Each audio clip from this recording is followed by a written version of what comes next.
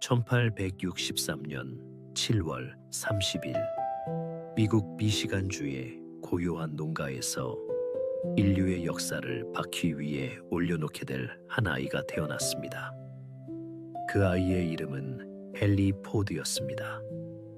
사방이 끝없이 펼쳐진 옥수수밭과 푸른 들판으로 가득했던 그곳에서 어린 헨리는 대지의 숨결보다는 기계가 내는 차가운 금소금에 더 깊은 매력을 느꼈습니다. 아버지는 아들이 비옥한 땅을 일구는 성실한 농부가 되기를 바랐지만 소년의 주머니 속에는 언제나 흙 대신 녹슨 못과 구부러진 철사 그리고 낡은 시계 부속품들이 가득했습니다. 소년은 들판에서 부는 바람 소리보다 톱니바퀴가 맞물려 돌아가는 규칙적인 소리에 더 귀를 기울였으며 그것이 마치 우주의 언어인 양소중히 여겼습니다. 헨리의 어린 시절은 노동의 가치를 배우는 시간이었지만 동시에 그 노동으로부터 인간을 해방시키고 싶다는 갈망이 싹트는 시기이기도 했습니다. 뜨거운 태양 아래에서 땀을 흘리며 쟁기질을 하던 헨리는 문득 고개를 들어 지평선을 바라보았습니다. 왜 인간은 짐승의 힘에 의존하여 땅을 갈아야만 하는가 하는 근원적인 의문이 소년의 머릿속을 떠나지 않았습니다. 그러던 어느 날 헨리는 인생을 송두리째 바꿀 명장면을 목격하게 됩니다. 길 위에서 거대한 증기, 엔진을 장착한 로드 엔진이 스스로의 힘으로 움직이며 다가오는 모습이었습니다. 검은 연기를 내뿜으며 육중한 바퀴를 굴리는 그 괴물 같은 기계는 소년의 눈에 세상 그 무엇보다 아름다운 예술품으로 보였습니다. 기계와 교감하는 헨리의 능력은 천부적이었습니다. 12살 무렵의 소년은 이미 마을에서 소문난 시계 수리공이었습니다. 고장나서 멈춰버린 시계들이 소년의 손에 들어가면 마치 마법처럼 다시금 째깍거리는 생명력을 얻었습니다. 헨리는 시계의 내부를 들여다보며 작은 부품들이 서로 유기적으로 연결되어 거대한 질서를 만들어내는 과정에 매료되었습니다. 그는 시계를 고치며 단순히 기계를 수리하는 법을 배운 것이 아니라 세상을 구성하는 보이지 않는 설계도를 읽는 법을 익혔습니다. 소년에게 기계는 차가운 쇳덩어리가 아니라 인간의 의지를 실현해주는 가장 정교한 도구였습니다. 1876년 헨리는 사랑하는 어머니를 여의게 됩니다. 어머니 메리 포드는 소년에게 있어 정서적 안식처이자 기계에 대한 호기심을 유일하게 이해해주던 존재였습니다. 어머니의 죽음은 헨리에게 커다란 상실감을 안겨주었지만 동시에 농장을 떠나 자신의 꿈을 찾아 떠나게 만드는 결정적인 계기가 되었습니다. 아버지는 아들이 가업을 잇기를 간절히 원했으나 헨리는 결심을 굳혔습니다. 그는 16살이 되던 해에 차가운 새벽 공기를 가르며 디트로이트를 향하는 기차에 몸을 실었습니다. 주머니에는 몇 개의 공구와 굳은 의지뿐이었지만 그의 가슴 속에는 미래의 지도가 그려져 있었습니다. 디트로이트는 당시 기계 산업이 태동하던 역동적인 도시였습니다. 헨리는 그곳에서 제임스 플라워 앤드 브라더스라는 기계 공장에 견습공으로 취직했습니다. 낮에는 기름때 묻은 작업복을 입고 거대한 주물 기계들을 닦고 조립하며 실전 감각을 익혔고 밤에는 자신의 부족한 지식을 채우기 위해 도서관에서 기계공학 서적들과 씨름했습니다. 그는 단순히 시키는 일을 하는 노동자가 아니었습니다. 헨리는 기계의 구조를 분석하고 어떻게 하면 더 효율적으로 작동할 수 있을지를 끊임없이 고민했습니다. 그의 눈에는 공장에서 모든 공정이 하나의 거대한 시계처럼 보였고 그 안에서 낭비되는 에너지를 찾아내는데 탁월한 재능을 보였습니다. 고된 견습 생활 속에서도 헨리는 꿈을 잊지 않았습니다. 그는 퇴근 후에도 낡은 시계들을 수리하며 여비를 벌었고 그 돈으로 자신만의 실험을 이어갔습니다. 이 시기에 헨리는 평생의 반려자인 클라라 브라이언트를 만나게 됩니다. 클라라는 헨리의 거친 손과 기름 냄새를 싫어하지 않았습니다. 오히려 남편이 가진 확고한 신념과 미래에 대한 통찰력을 지지해 주었습니다. 두 사람은 소박한 결혼 생활을 시작했지만 헨리의 머릿속은 온통 스스로 움직이는 마차에 대한 생각뿐이었습니다. 클라라는 어두운 밤 창고에서 등불을 비춰주며 남편의 도전을 묵묵히 응원했습니다. 그녀는 헨리에게 있어 가장 든든한 조력자이자 그의 꿈을 믿어준 유일한 사람이었습니다. 1891년 헨리는 에디슨 일루미네이팅 컴퍼니의 엔지니어로 입사하게 됩니다. 이곳에서의 경험은 그에게 전기에 대한 깊은 이해를 제공했습니다. 그는 전기가 세상을 밝히는 힘이 될 것임을 직감했지만 그의 진정한 관심사는 여전히 내연기관에 머물러 있었습니다. 당시 많은 발명가들이 전기로 가는 자동차를 고민할 때 헨리는 가솔린의 폭발적인 힘에 주목했습니다. 그는 가솔린 엔진이 가볍고 강력하며 대중적인 자동차를 만드는데 가장 적합한 동력권이라고 확신했습니다. 회사에서의 근무가 끝나면 그는 집 뒤편의 작은 창고로 달려가 엔진 설계도를 그리고 실린더를 깎았습니다. 창고 안의 열기는 뜨거웠고 실패는 일상이었습니다. 엔진은 때때로 불꽃을 튀기며 멈춰섰고 폭발음은 고요한 밤의 정적을 깨뜨렸습니다. 이웃들은 헨리를 괴짜라고 부르며 비웃었지만 그는 멈추지 않았습니다. 헨리는 완벽한 엔진을 만들기 위해 수천 번의 시행착오를 거쳤습니다. 그는 금속의 성질을 이해하기 위해 직접 용광로 앞에서 땀을 흘렸고 부품 하나하나의 무게를 줄이기 위해 고군분투했습니다. 그의 목표는 명확했습니다. 힘세고 가벼우며 무엇보다 고장이 나지 않는 튼튼한 기계를 만드는 것이었습니다. 마침내 1896년의 어느 깊은 밤, 헨리는 자신의 첫 번째 자동차인 쿼드리사이클을 완성했습니다. 그것은 늑의 자전거 바퀴 위에 작은 가솔린 엔진을 얹은 투박한 모습이었습니다. 하지만 그것은 인류가 발명한 가장 혁신적인 기계 중 하나였습니다. 설레는 마음으로 시동을 걸었을 때 엔진은 거친 숨을 몰아쉬며 반응했습니다. 헨리는 기쁨에 겨워 창고 문을 열고 거리로 나가려 했지만 예상치 못한 상황이 벌어졌습니다. 자동차가 창고 문보다 컸던 것입니다. 헨리는 망설임 없이 도끼를 들어 창고 벽을 부수기 시작했습니다. 부서진 벽 사이로 쏟아지는 새벽빛을 받으며 헨리는 자신의 첫 창조물을 이끌고 거리로 나섰습니다. 덜컹거리며 나아가는 쿼드리사이클의 움직임은 비록 느렸지만 그것은 새로운 시대의 서막을 알리는 고동소리였습니다. 헨리는 비를 맞으며 디트로이트의 거리를 달렸습니다. 사람들은 창문을 열고 이 기이한 광경을 지켜보았습니다. 말이 끌지 않는 마차가 스스로 움직이는 모습은 공포와 경이로움을 동시에 안겨주었습니다. 그날 새벽 헨리는 자신이 단순히 기계를 만든 것이 아니라 인간의 공간적 제약을 허무는 혁명을 시작했음을 깨달았습니다. 이 성공은 그에게 큰 자신감을 심어주었고 본격적인 자동차 제작의 길로 들어서게 만들었습니다. 하지만 성공의 길은 순탄치 않았습니다.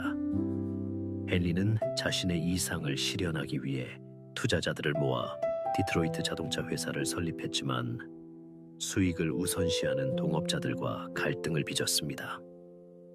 그들은 부유층을 위한 화려하고 비싼 차를 만들기를 원했으나 헨리는 평범한 사람들이 탈 수 있는 실용적인 차를 고집했습니다. 결국 첫 번째 회사는 실패로 끝났고 헨리는 빈털터리가 되었습니다. 사람들은 그가 실패한 발명가로 남을 것이라 예상했습니다. 그러나 헨리는 포기하지 않았습니다. 그는 실패를 더 나은 시작을 위한 소중한 경험으로 여겼습니다. 헨리는 자신의 이름을 알리기 위해 당시 유행하던 자동차 경주에 뛰어들었습니다. 그는 99구라는 이름의 강력한 레이싱카를 직접 설계하고 제작했습니다. 이 차는 엄청난 속도로 트랙을 누비며 대중의 시선을 사로잡았습니다. 헨리 포드라는 이름이 승리의 상징으로 각인되기 시작한 순간이었습니다. 이 경주에서의 승리는 그에게 새로운 투자자들을 불러 모았고 1903년 마침내 포드 모터 컴퍼니가 세워지게 됩니다. 자본금은 넉넉하지 않았지만 헨리에게는 세상을 바꿀 확고한 철학이 있었습니다. 포드 모터 컴퍼니의 초기 모델들은 A부터 시작하여 다양한 알파벳 이름을 가졌습니다. 헨리는 각 모델을 출시할 때마다 끊임없이 개량하고 보완했습니다. 그는 자동차를 수공업적인 예술품이 아닌 규격화된 산업 제품으로 바라보았습니다. 모든 부품이 정밀하게 일치해야 하며 누구나 쉽게 수리할 수 있어야 한다는 것이 그의 원칙이었습니다. 이러한 신념은 당시의 상식으로는 이해하기 힘든 것이었습니다. 당시의 자동차는 숙련된 장인들이 하나하나 맞춤 제작하는 방식이었기에 가격이 비쌀 수밖에 없었습니다. 헨리는 이 구조를 깨뜨리고 싶었습니다. 1908년 10월 헨리 포드의 일생에서 가장 중요한 결실인 모델 T가 세상에 공개되었습니다. 모델 T는 화려한 장식도 없었고 색상도 초기에는 검은색뿐이었습니다. 하지만 이 차는 가볍고 튼튼했으며 험한 길도 거침없이 달릴 수 있는 성능을 갖추고 있었습니다. 무엇보다 가격이 파격적이었습니다. 헨리는 생산 공정을 단순화하고 부품을 표준화함으로써 가격을 획기적으로 낮췄습니다. 모델 T는 출시되자마자 폭발적인 반응을 불러일으켰습니다. 사람들은 이제 자동차를 부의 상징이 아닌 삶의 동반자로 받아들이기 시작했습니다. 수요가 급증하자 헨리는 더 빠른 생산 방식이 필요하다는 것을 직감했습니다.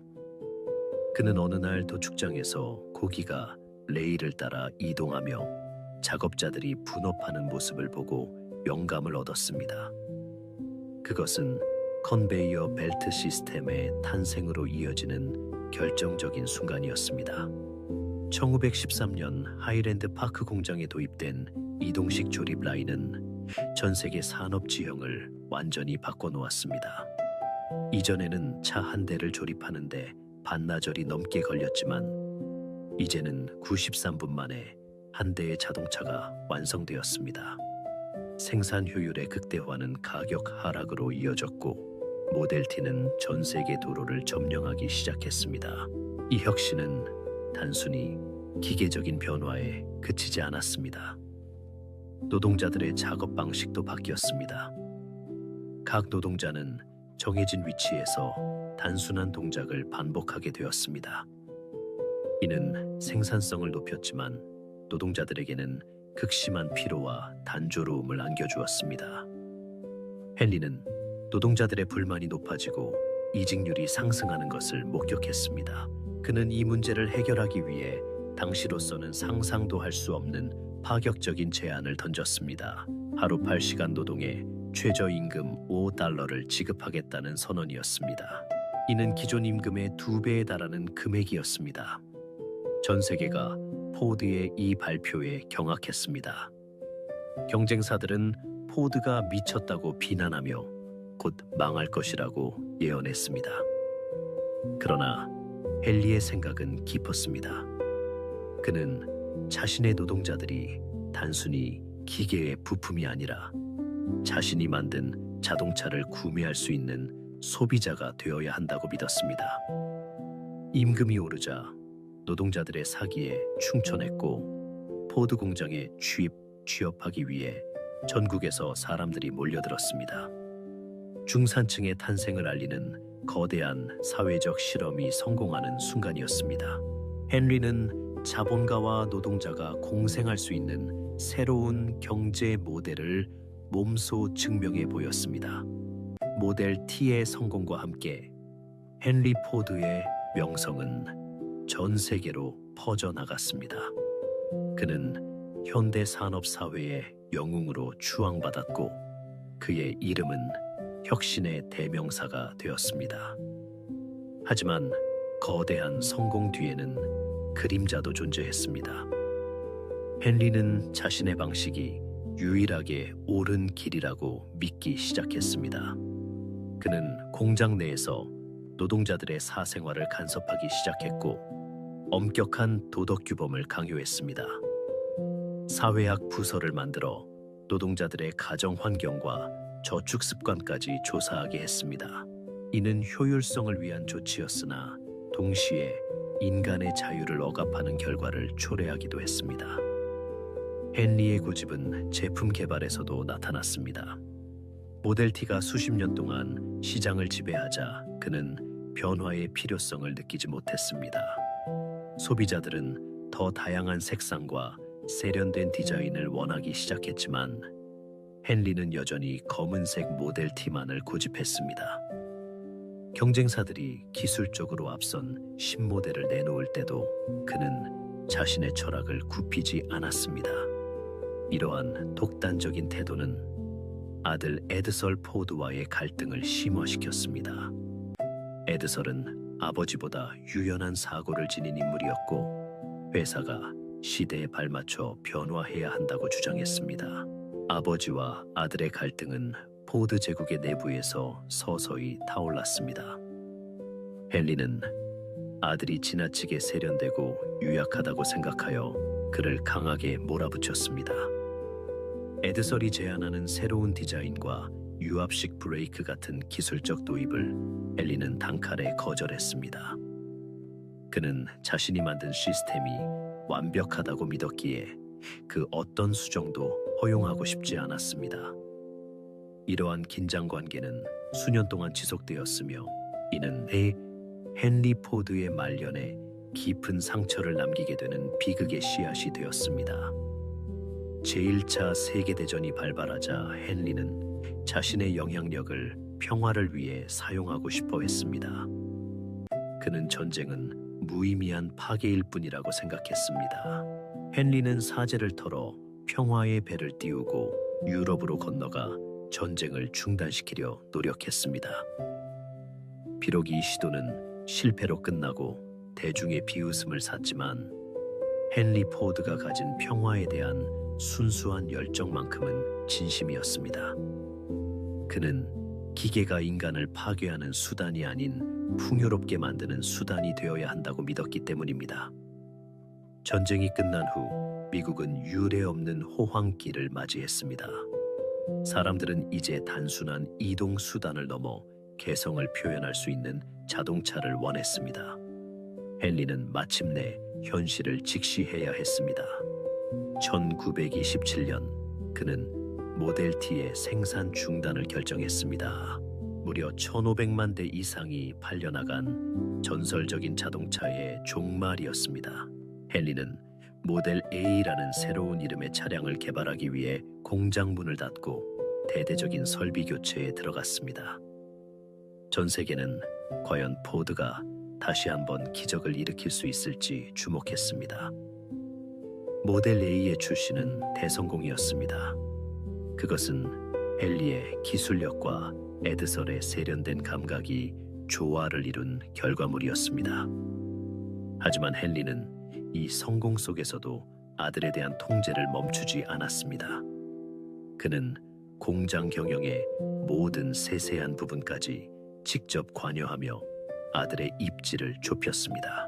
헨리는 자신의 제국을 지키기 위해 점점 더 폐쇄적인 인물로 변해갔습니다. 그는 노조 설립에 결사반대하며 노동자들과 날카로운 대립각을 세웠고 이는 포드 공장에 긴장과 갈등의 기운을 불어넣었습니다. 1930년대의 서막은 거대한 경제의 붕괴와 함께 찾아왔습니다. 미국 전역을 휩쓴 대공황의 파도는 포드 제국의 견고한 성벽마저 흔들었습니다. 사람들은 더 이상 자동차를 살 여유가 없었고 공장의 기계 소리는 점차 잦아들었습니다. 헨리 포드는 이 위기를 타개하기 위해 자신의 신념을 더욱 강하게 밀어붙였습니다. 그는 효율성을 높이기 위해 노동 강도를 높였고, 이는 현장 노동자들의 극심한 피로로 이어졌습니다. 그 무렵 헨리의 곁에는 해리 베넷이라는 인물이 그림자처럼 붙어 다녔습니다. 베넷은 헨리의 보안 책임자로서 공장 내의 질서를 유지한다는 명목에 노동자들을 감시하고 압박했습니다. 헨리는 베넷의 거친 방식이 공장을 지키는 유일한 길이라 믿었지만, 이는 노동자들과의 신뢰를 돌이킬 수 없이 파괴하는 결과를 낳았습니다. 에드설 포드는 아버지의 이러한 방식에 깊은 우려를 표했습니다. 그는 노동자들과 소통하고 변화하는 시대에 맞춰 기업의 문화를 유연하게 바꾸어야 한다고 주장했습니다. 그러나 헨리는 아들의 목소리를 외면했습니다. 오히려 아들이 경영권을 온전히 갖지 못하도록 견제하며 자신의 권력을 공고히 했습니다. 이 시기에 발생한 리버 루지 공장의 갈등은 헨리 포드 생애에 큰 오점을 남겼습니다. 노동자들은 정당한 권리를 요구하며 일어섰고, 헨리는 이를 무력으로 억제하려 했습니다. 평소 평화주의자를 자처하던 그의 모습과는 상반되는 잔인한 현실이었습니다. 그는 자신이 세운 왕국이 무너질지도 모른다는 공포에 사로잡혀 인간의 존엄성보다 기계적인 질서를 우선시하는 우를 범하고 말았습니다. 헨리의 고집은 해외 사업에서도 드러났습니다. 그는 브라질 아마존 정글 한복판에 포드랜디아라는 이상 도시를 건설하려는 원대한 계획을 실행에 옮겼습니다. 그는 그곳에서 자동차 타이어의 주원료인 고무를 대량으로 생산하고 현지인들에게 미국식 생활 방식과 노동 윤리를 전파하려 했습니다. 그는 정글을 개간하여 반듯한 도로를 닦고 미국식 주택과 병원 학교를 지었습니다. 그러나 자연의 섭리는 인간의 오만을 허락하지 않았습니다. 고무나무들은 낯선 환경과 병충해를 이기지 못하고 죽어갔고, 브라질의 노동자들은 강요된 미국식 식당과 엄격한 규율에 분노했습니다. 결국 수천만 달러의 자금이 투입된 포드랜디아는 울창한 정글 속의 폐허로 남게 되었습니다. 이는 헨리가 가진 표준화의 철학이 살아있는 생명체와 고유한 문화 앞에서는 무력할 수밖에 없음을 보여준 뼈아픈 교훈이었습니다. 시간이 흐를수록 헨리의 정신적 지주였던 아내 클라라와 아들 에드설과의 관계는 더욱 위태로워졌습니다. 헨리는 아들이 자신처럼 강인하고 독단적인 지도자가 되기를 원했지만, 에드설은 예술을 사랑하고 타인의 감정을 살피는 섬세한 성품의 소유자였습니다. 헨리는 아들을 단련시킨다는 명목으로 대중 앞에서 그를 모욕하거나 그가 추진하는 프로젝트를 사사건건 방해했습니다. 에드설은 아버지의 그늘에서 벗어나려 애썼지만 효심과 책임감 때문에 끝내 헨리의 곁을 떠나지 못했습니다. 스트레스와 과로로 인해 에드설의 건강은 급격히 악화되었습니다. 하지만 헨리는 아들의 고통을 외면한 채 자신의 방식만이 옳다고 믿으며 제국을 이끌었습니다. 제2차 세계대전의 전운이 감돌기 시작하자 포드 모터 컴퍼니는 다시 한번 중대한 기로에 섰습니다. 평화주의를 고수하던 헨리는 처음에는 전쟁 물자 생산을 거부했습니다. 그러나 국가의 부름과 시대적 요구를 거스릴 수는 없었습니다. 그는 디트로이트 인근의 윌로우 레온에 거대한 폭격기 공장을 건설했습니다. 이곳은 인류 역사상 유례없는 규모의 생산 기지였습니다. 헨리의 컨베이어 벨트 시스템은 이제 자동차가 아닌 거대한 B-24 리버레이터 폭격기를 만들어내기 시작했습니다. 한 시간에 한 대씩 쏟아져 나오는 폭격기의 행렬은 전 세계를 경악시켰습니다. 헨리는 이 거대한 기계의 군단을 바라보며 복잡한 심경에 빠졌습니다. 자신이 만든 효율성의 극치가 결국 타인의 생명을 앗아가는 도구를 생산하는 데 쓰이고 있다는 사실은 그에게 깊은 고뇌를 안겨주었습니다. 전쟁이 한창이던 1943년 5월 헨리 포드에게 청천벽력 같은 소식이 전해졌습니다. 유일한 아들이자 포드 모터 컴퍼니의 사장이었던 에드설 포드가 49의 나이로 세상을 떠난 것입니다. 쌓이는 위암이었지만 많은 이들은 그가 아버지의 압박과 스트레스로 인해 마음의 병을 얻었다고 생각했습니다. 헨리는 아들의 죽음 앞에서 무너져 내렸습니다. 그는 자신이 아들에게 했던 가혹한 행동들을 떠올리며 뒤늦은 후회의 눈물을 흘렸습니다. 제국의 황제는 남아 있었으나 그 제국을 물려받을 유일한 후계자는 싸늘한 시신이 되어 돌아왔습니다. 헨리는 아들의 장례식장에서 평소의 냉철함을 잃고 어린아이처럼 울먹였습니다. 그가 평생 쌓아 올린 강철의 성벽도 사랑하는 사람을 잃은 슬픔의 홍수를 막아내지는 못했습니다. 에드설이 떠난 후 헨리는 다시 경영 일선에 복귀했습니다. 하지만 80이 넘은 노인에게 거대 기업을 이끄는 일은 무리였습니다. 그의 판단력은 흐려졌고 기억력은 감퇴했습니다. 그는 이사회에서 엉뚱한 결정을 내리거나 과거의 영광에 사로잡혀 현실을 부정하곤 했습니다. 공장은 혼란에 빠졌고 해리 베넷은 이 틈을 타 회사의 실권을 장악하려 했습니다. 포드 가문의 비극을 지켜보던 아내 클라라는 마침내 결단을 내렸습니다. 그녀는 손자인 헨리 포드 2세에게 회사를 맡겨야 한다고 주장하며 남편을 설득했습니다. 헨리는 처음에는 거세게 저항했으나 결국 아내의 간곡한 부탁과 가족의 안위를 위해 경영권을 손자에게 넘기고 은퇴를 선언했습니다. 은퇴 후에 헨리 포드는 조용한 농촌 생활로 돌아갔습니다. 그는 자신이 태어난 생가 근처의 페어 레인 저택에서 여생을 보냈습니다. 그는 밤마다 촛불을 켜고 앉아 과거를 회상했습니다. 그가 발명한 자동차들이 전 세계의 지도를 바꾸고 인류의 생활 방식을 혁명적으로 변화시켰지만 정작 자신의 마음속에는 채워지지 않는 공허함이 자리 잡고 있었습니다. 그는 자신이 파괴한 과거의 조각들을 모으기 위해 그린필드 빌리지라는 거대한 박물관 마을을 만들었습니다. 그곳에는 오래된 방앗간과 토머스, 에디슨의 실험실, 그리고 소박한 시골 학교들이 그대로 복원되어 있었습니다. 미래를 창조했던 혁신가는 이제 과거의 시간 속에 머물며 위안을 얻고자 했습니다. 1947년 4월 헨리 포드의 건강은 급격히 나빠졌습니다. 미시간주에는 유례없는 대홍수가 발생하여 저택의 전기가 끊기고 전화마저 두절되었습니다. 역설적이게도 현대 문명을 이끌었던 거인은 전기도 없고 문명과 단절된 고요한 어둠 속에서 마지막 밤을 맞이하게 되었습니다. 곁에는 오직 아내 클라라만이 촛불 하나를 들고 그의 손을 잡고 있었습니다.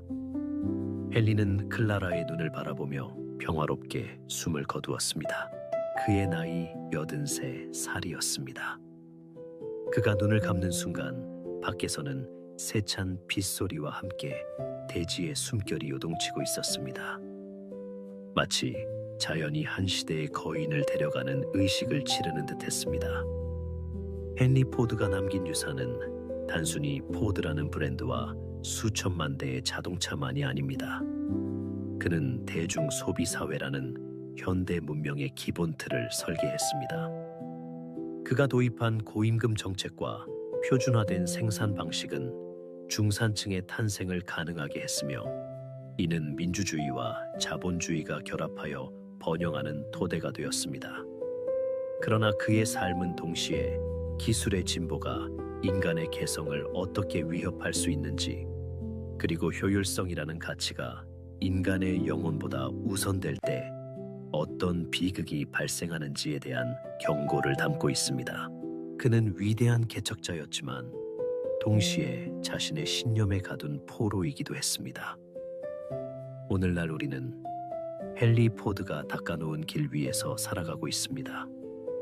우리가 매일 타는 자동차와 우리가 일하는 공장의 시스템, 그리고 우리가 소비하는 방식의 뿌리에는 그의 숨결이 닿아 있습니다. 하지만 우리는 그 길 위에서 그가 놓쳤던 소중한 가치들을 다시금 되새겨야 합니다. 인간은 기계의 부품이 아니며 효율성보다 중요한 것은 서로를 존중하고 사랑하는 마음이라는 사실입니다. 헨리 포드의 일대기는 우리에게 눈부신 성공 뒤에 숨겨진 인간적인 고뇌와 모순을 가감없이 보여줍니다. 그의 이야기는 단순히 과거의 기록이 아니라 오늘을 사는 우리에게 삶의 방향을 묻는 이정표와도 같습니다. 헨리 포드가 꿈꿨던 이상적인 사회의 모습은 거대한 공장 굴뚝이 연기를 뿜어내는 잿빛 도시가 아니었습니다. 역설적이게도 그는 자연과 기계가 완벽한 조화를 이루는 전원적인 풍경을 갈망했습니다. 그는 이를 실현하기 위해 소규모 마을 산업이라는 독특한 프로젝트를 추진했습니다. 거대한 리버 루지 공장처럼 모든 것을 한 곳에 모으는 방식 대신 깨끗한 강물이 흐르는 시골 마을 곳곳에 작은 부품 공장들을 세우는 것이었습니다. 농부들이 농한기에는 공장에서 일하며 추가 소득을 얻고 기술을 익히는 동시에 자연의 품을 떠나지 않도록 배려한 조치였습니다. 그는 산업화가 인간을 대지로부터 분리시키는 것을 경계했으며 인간은 흙을 밟고 살아야 건강한 정신을 유지할 수 있다고 굳게 믿었습니다. 헨리 포드는 교육에 대해서도 확고한 철학을 가지고 있었습니다. 그는 책상 앞에 앉아 이론을 배우는 것보다 직접 손으로 만지고 부서뜨리며 배우는 실천적 교육의 힘을 믿었습니다. 그는 포드 기술학교를 설립하여 가난한 청소년들에게 기계공학의 기초를 가르쳤습니다. 학생들은 교실에서 수학과 과학을 배우는 동시에 공장 현장에서 실제 부품을 조립하며 기술을 익혔습니다.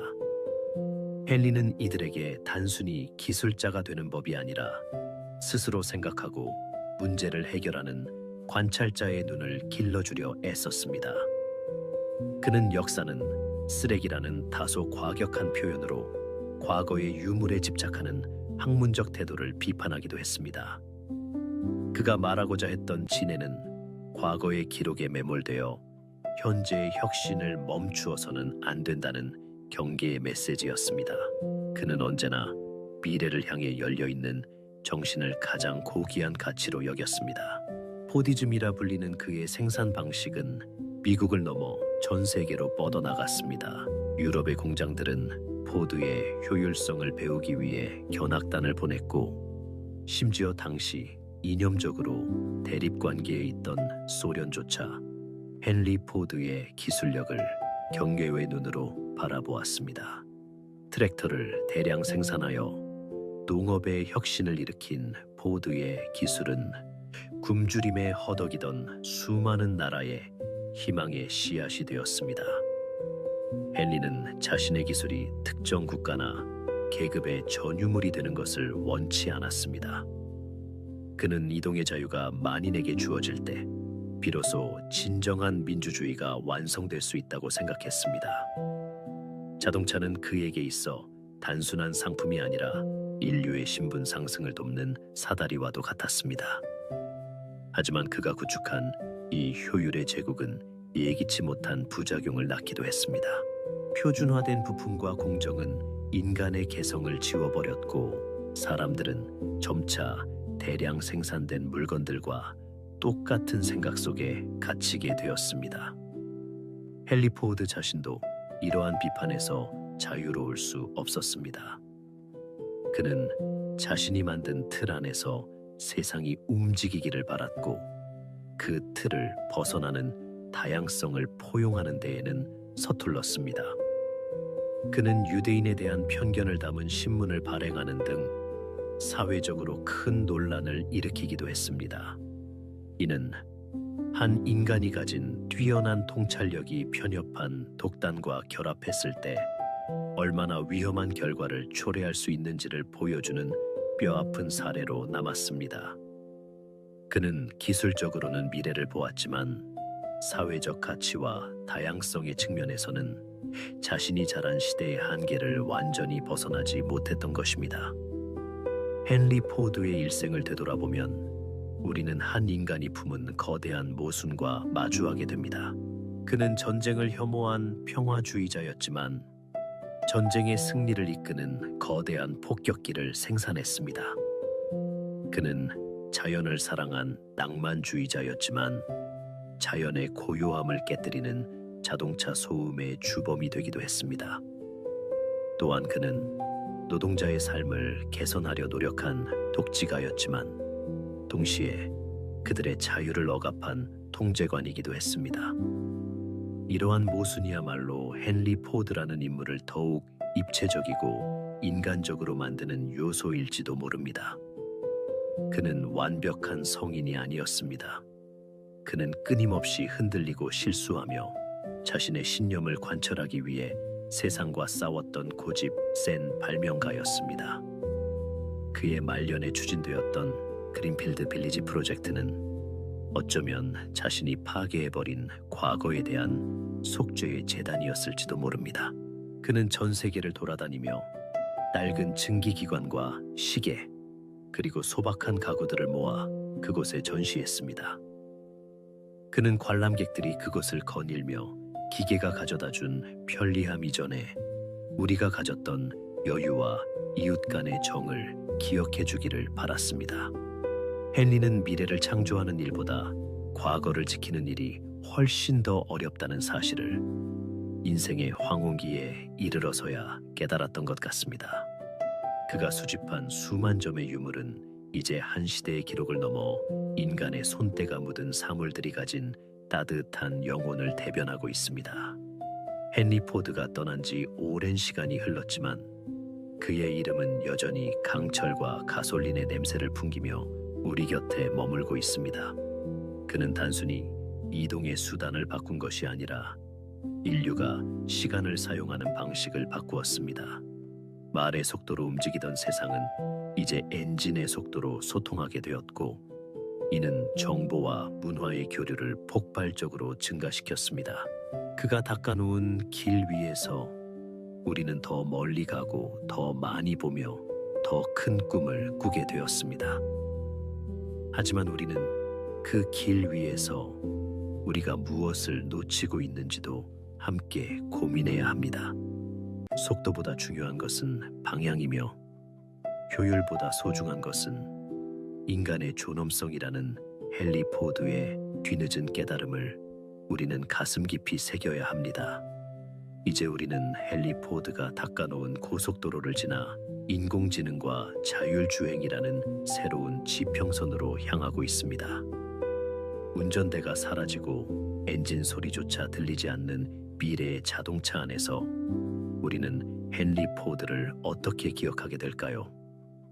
아마도 그는 말없는 마차를 꿈꿨던 어린 소년의 순수한 마음으로 우리 곁에 기억될 것입니다. 기술은 변하지만 인간의 삶을 개선하려는 의지는 변하지 않기 때문입니다. 헨리 포드의 이야기는 여기서 마침표를 찍지만 그가 돌리기 시작한 바퀴는 멈추지 않고 내일을 향해 계속해서 굴러갈 것입니다. 그 바퀴가 내는 규칙적인 소리는 우리에게 여전히 유효한 응원을 보냅니다. 멈추지 마라 생각하라. 그리고 세상을 더 넓게 보라고 말입니다. 긴 시간 동안 한 인간의 집념이 빚어낸 거대한 대서사실을 함께 음해해 주셔서